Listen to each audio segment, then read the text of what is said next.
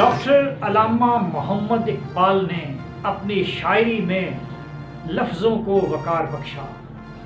انہوں نے بر عظیم پاک و ہند کے مسلمانوں کو نوید زندگی عطا کی، انہیں اپنی شاعری سے دعوت عمل دی، انہیں بیداری کا پیغام دیا اور بشارت رسول محمد مصطفیٰ خاتم النبیین سرکار ہر عالم محمد مصطفیٰ صلی اللہ علیہ وسلم کی وہ بشارت اپنے لفظوں میں ڈھالی کہ میرے عرب کو آئی ٹھنڈی ہوا جہاں سے، میرا وطن وہی ہے، میرا وطن وہی ہے۔ یہ ٹھنڈی ٹھنڈی ہوا اسی برعظیم پاک و ہند کے پاکستان سے عبارت ہے۔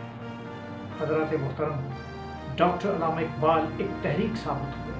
ڈاکٹر علامہ اقبال نے خطبہ الہ آباد میں جو نظریہ پیش کیا اس میں پنہاں پاکستان ہے۔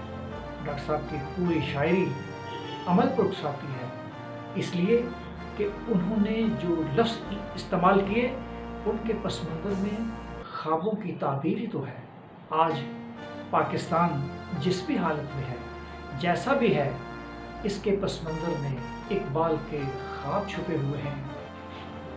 آب روانے کبیر تیرے کنارے کوئی، دیکھ رہا ہے کسی اور زمانے کا خواب، اور جس میں نہ ہو انقلاب موت ہے وہ زندگی، روح کی حیات کشمکش انقلاب۔ آج پاکستان کو ڈاکٹر علامہ محمد اقبال کے خواب کی تعبیر عطا کرنا ہے۔ اس کے لیے باتیں نہیں، عمل سے ہے، کیونکہ زندگی عمل سے عبارت ہے۔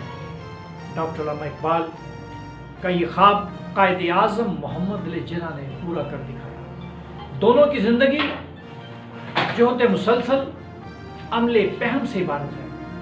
دونوں اکابر نے، دونوں مشاہیر نے ہمیں عمل کی دعوت دی۔ آئیے پاکستان کو ریاست مدینہ میں ڈھالنے کے لیے اپنا فریضہ ادا کریں۔